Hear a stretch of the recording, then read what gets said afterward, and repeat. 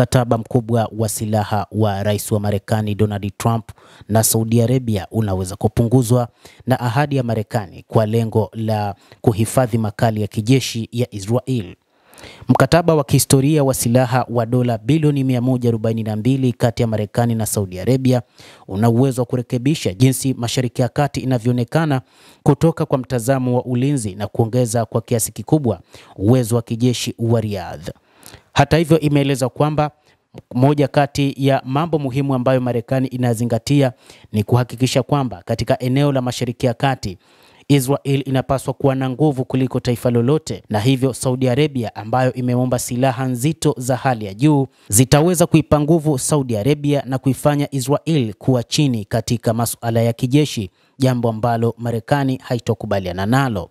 Lakini licha ya hadhi yake ya juu ya bei ya juu zaidi, mpangilio huo unaweza kuzuiliwa na fundisho la muda mrefu la ulinzi la Marekani kulinda ukuu wa ulinzi wa kikanda wa Israel, wataalamu wanasema.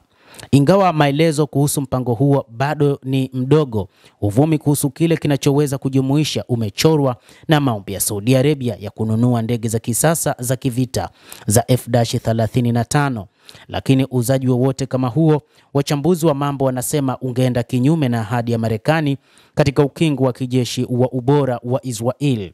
Hata hivyo, manunuzi ambayo yamepunguzwa kwa muda mrefu katika uhamishaji wa silaha za hali ya juu hadi nchini Saudi Arabia bado umekuwa katika kizungumkuti, kwani serikali ya Donald Trump inajali zaidi maslahi kuliko namna yoyote ile. Ikulu ya White House ilizindua mpango huo uliofafanuliwa kama makubaliano makubwa zaidi ya mauzo ya silaha katika historia.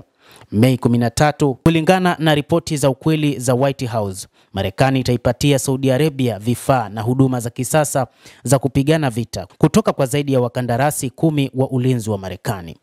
Utawala wa Trump haujaelezea kwa kina nini makubaliano hayo yanahusu zaidi, katika kuchora maeneo 5 muhimu ambayo inasema makubaliano hayo yanahusu: kwanza, kuendeleza nguvu na uwezo wa anga; lakini pili, kuimarisha mifumo ya ulinzi wa anga na makombora; lakini 3, kuimarisha usalama wa baharini na pwani; lakini 4, kuboresha ulinzi wa mipaka na vikosi vya ardhini; na 5, kuboresha teknolojia ya habari na mawasiliano nchini Saudi Arabia. Vyanzo viwili vya habari ambavyo havikutajwa majina viliambia Reuters mapema mwezi huu kwamba Marekani na Saudi Arabia zimejadili uwezekano wa Riyadh kununua ndege za kivita za Lockheed Martin F-35, lakini haijulikani jinsi majadiliano yoyote ni mazito au ikiwa yanaendelea hadi hatua za juu zaidi.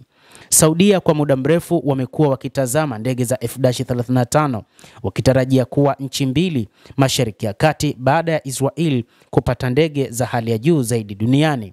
Mnamo mwaka 2017, Saudi Arabia iliashiria nia ya kununua ndege za kivita za F-35 kufuatia kile kilichoelezwa kuwa makubaliano ya silaha ya dola bilioni 110 na Marekani mapema mwaka huo huo. Makubaliano hayo ya silaha yalichukua fomu ya ahadi badala ya mikataba halisi ya ulinzi, na haijulikani ikiwa Saudi Arabia ilinunua zaidi ya sehemu ya ahadi hiyo ya dola bilioni 110. Kilichowazi ni kwamba wakati Riyadh ilipata mikopo yake ya juu ya silaha nyingi, hatimaye haikuweza kununua ndege zozote za kivita za F-35.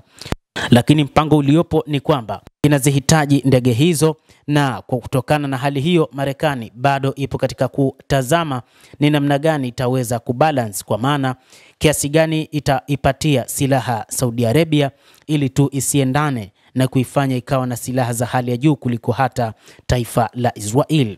Mtazamaji, endelea kutufuatilia na usisahau kulike, usisahau kucomment, kadhalika na kusubscribe channel yetu hii. Mimi naitwa Adam Hussein, endelea kuwa nasi wakati wote.